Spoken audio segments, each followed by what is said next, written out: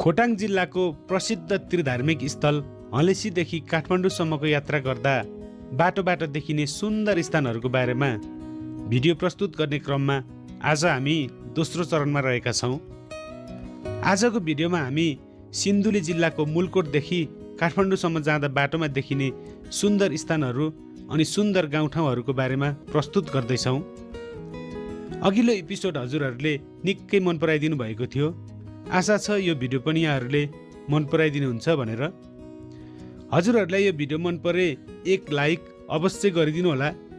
साथै हाम्रो च्यानलमा नयाँ हुनुहुन्छ भने हाम्रो च्यानल इन्टरटेनमेन्ट एमएमसीलाई सब्सक्राइब गरी हामीसँग जोडिनु होला।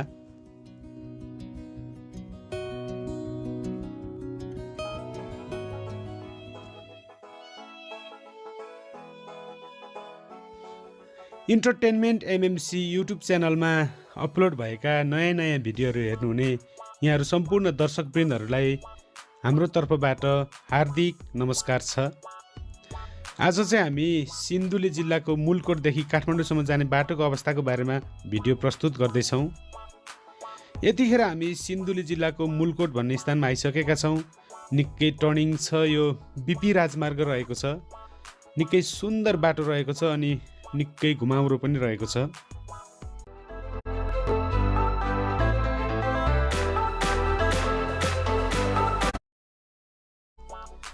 अगाडि मुलकोटको सेतीदेवीको मन्दिर आइपुग्न लागेको अवस्था छ, देख्न सक्नुहुन्छ। यहाँ चाहिँ ऐनै ऐना टाँगिएका छन्। यति धेरै ऐना छन् कि करिब 2 किलोमिटर जति ऐनै ऐना टाँगिएका छन्। विशेष गरी सेतीदेवीको मन्दिरमा चाहिँ ऐना राख्ने प्रचलन चाहिँ यो बाटो खन्दाखेरि चाहिँ पुरै यहाँ चाहिँ मन्दिरभन्दा अगाडि चाहिँ पहिरो खसेर अनि यहाँ चाहिँ मानिसहरू पनि मरेको हुनाले चाहिँ यहाँ चाहिँ पक्कै पनि केही दैवी शक्ति छ भनेर चाहिँ मन्दिर स्थापना गरी सेतीदेवीको मन्दिर स्थापना गरेर चाहिँ पूजाआजा गर्न थालेपछि यो बाटो चाहिँ पुनः सञ्चालनमा आएको थियो अरे भन्ने भनाइ पनि हामीले सुनेका छौँ। अघिल्लो भिडियो हामीले खोटाङको डिक्तेलदेखि काठमाडौँसम्म जाने बाटोको अवस्थाको बारेमा भिडियो प्रस्तुत गर्दा उक्त भिडियोमा हामीले यो मुलकोटमा चाहिँ पुरै यहाँको पुजारीसँग अन्तर्वार्ता लिएर सम्पूर्ण कुराहरू प्रस्तुत गरिसकेका छौँ। हजुरहरूले उक्त भिडियो हेर्नुभएको छैन भने उक्त भिडियो पनि एकपटक हेरिदिनु होला। हामी चाहिँ अब मुलकोटको सेतीदेवीको मन्दिरभन्दा अगाडि लागिरहेका छौँ। अब केही क्षणमै यही सर्पे घुम्ती भनौँ न, नागबेली घुम्ती पुरै टर्निङ कटेर गएपछि चाहिँ मुलकोट बजार पुग्नेछौँ। खोटाङको हलेसी महादेव स्थानदेखि काठमाडौँसम्मको यात्रा करिब 230 किलोमिटरको दूरी तय गर्नुपर्ने हुन्छ। यो मुलकोटबाट चाहिँ काठमाडौँ लगभग हलेसीदेखि मुलकोट आइपुग्दा चाहिँ काठमाडौँ पुग्ने दूरी चाहिँ आधा हुन्छ। मुलकोटबाट काठमाडौँ जाँदा चाहिँ नेपालथोक, मुलकोट, भकुण्डे बेसी अनि काभ्रे भन्ज्याङ अनि त्यसै गरी धुलीखेल, बनेपा, साँगा हुँदै जानुपर्ने हुन्छ। यस भिडियोभित्र हामी विभिन्न ठाउँहरू, अहिले मैले जति पनि वर्णन गरेका ठाउँहरूको सबै ठाउँहरूको दृश्यहरू प्रस्तुत गर्नेछौँ। हाम्रो भिडियो तपाईँहरूले निकै मन पराइदिनु भएको छ। विगतका भिडियोहरू पनि निकै भ्युज आउन थालिरहेका छन्। म एकदमै खुसी छु हजुरहरूप्रति। यसै गरी माया गरिदिनु होला, यसै गरी साथ दिनु होला।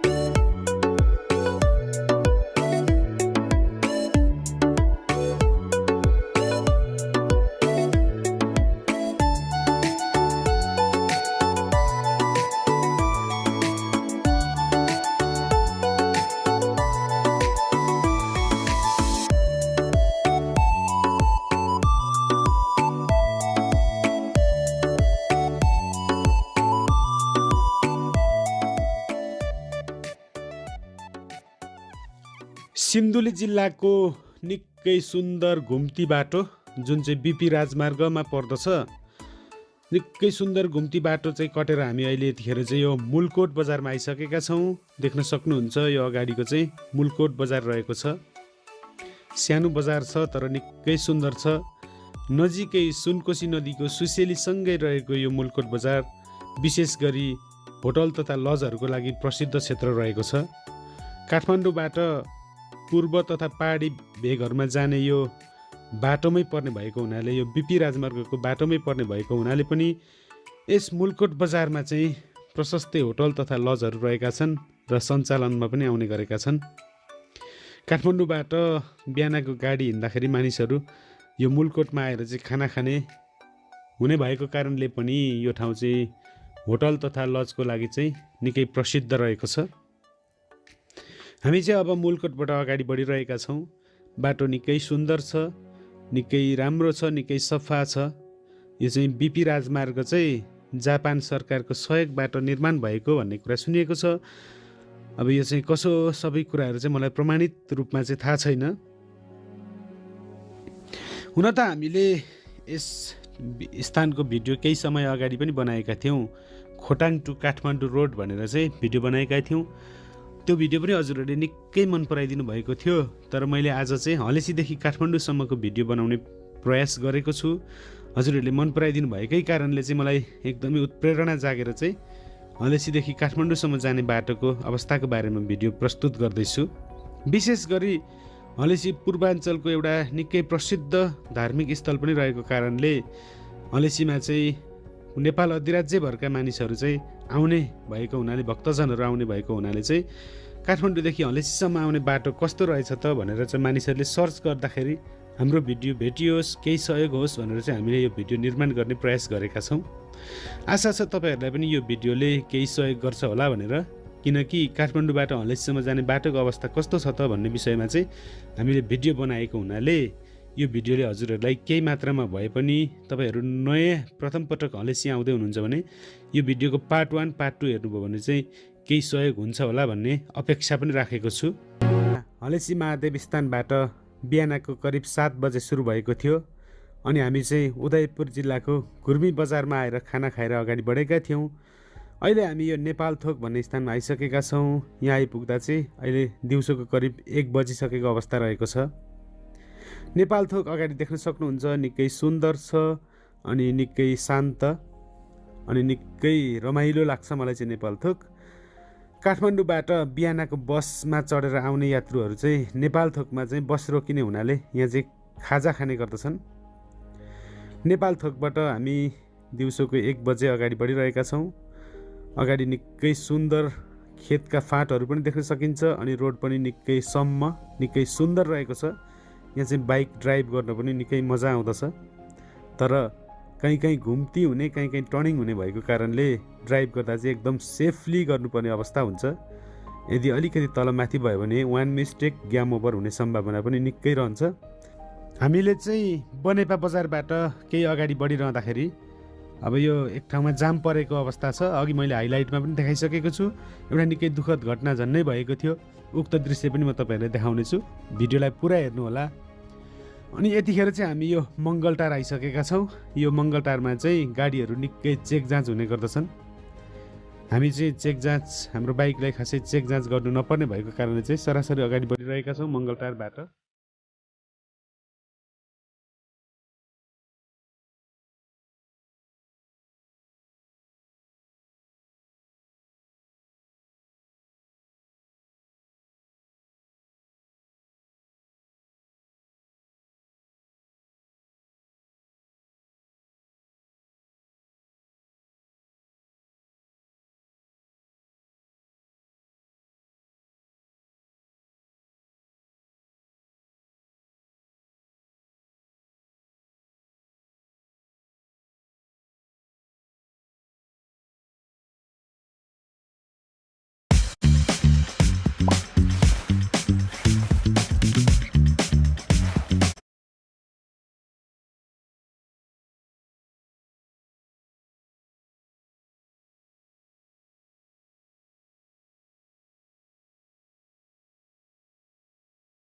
यसमा चाहिँ मध्य पहाडी लोकमार्ग अनि बिपी राजमार्गको प्रयोग गरी काठमाडौँ पुग्न सकिन्छ।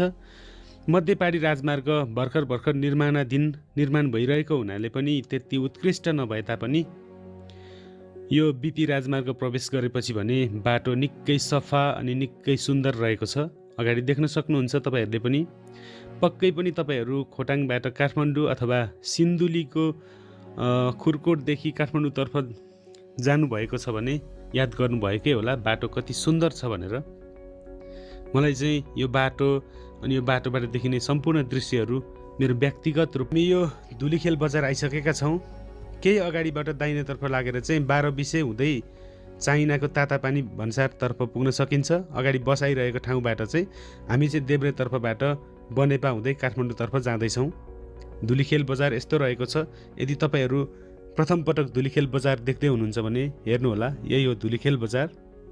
यहाँ एउटा निकै ठुलो अस्पताल पनि रहेको छ, धुलीखेल अस्पताल निकै प्रसिद्ध रहेको छ। धुलीखेलबाट केही क्षण अगाडि बढिसकेपछि आउँछ यो बनेपा बजार। अगाडि देख्न सक्नुहुन्छ बनेपा बजार निकै ठुलो बजारको रूपमा रहेको छ बनेपा बजार, अनि निकै चर्चित बजारको रूपमा पनि रहेको छ। तर बनेपा बजार यो वायु प्रदूषण निकै भएको कारणले त्यति स्वच्छ हराभरा भने देख्न सकिँदैन। अलिकति प्रदूषणयुक्त बजारको रूपमा रहेको छ जस्तो लाग्यो मलाई चाहिँ। बाटोमा पुरै धुलो अनि एकदमै धमिलो देखिरहेको छ दृश्यहरू पनि तपाईँहरूले पनि देख्न सक्नुहुन्छ। तर पनि निकै चर्चित बजार हो। अब यो बनेपा बजारबाट चाहिँ अगाडि बढिसकेपछि हामी साँगा भन्ज्याङ पुग्छौँ। साँगा भन्ज्याङबाट चाहिँ हामी काठमाडौँ उपत्यका प्रवेश गर्नेछौँ।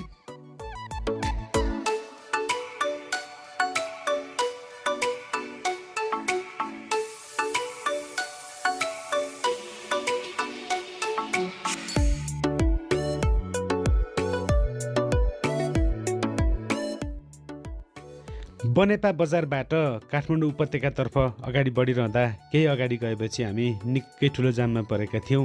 निकै बेर हामी चाहिँ त्यहाँ बस्नु परेको अवस्था थियो।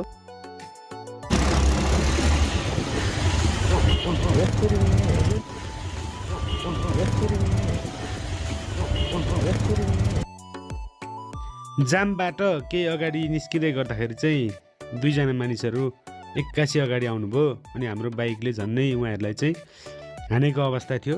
गल्ती कसको हो तपाईँहरूले कमेन्टमा लेखिदिनु होला। र यतिखेर चाहिँ अब हामी यो साँगाभन्दा अगाडि गेटबाट उपत्यका छिर्न लागिरहेका छौँ। अगाडि देख्न सक्नुहुन्छ शिवजीको प्रतिमा, साँगामा निर्माण भएको निकै ठुलो शिवजीको प्रतिमा अगाडि देखिरहेको छ।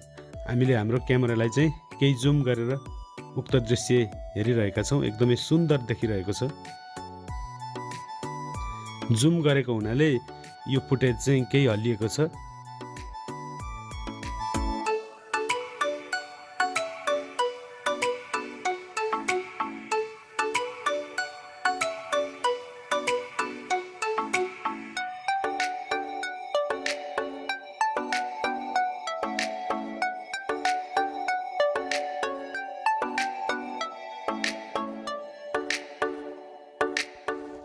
बाटोमा रहेका विभिन्न सुन्दर स्थानहरूको दृश्यावलोकन गर्दै अनि यो मध्य पहाडी लोकमार्ग र बिपी राजमार्गको प्रयोग गरी हामी खोटाङको हलेसी माधव स्थानदेखि करिब 9 घन्टामा काठमाडौँ उपत्यका प्रवेश गऱ्यौँ। हुन त खोटाङको हलेसी महादेवदेखि काठमाडौँ उपत्यका प्रवेश गर्न 7 घन्टामा पनि सकिन्छ।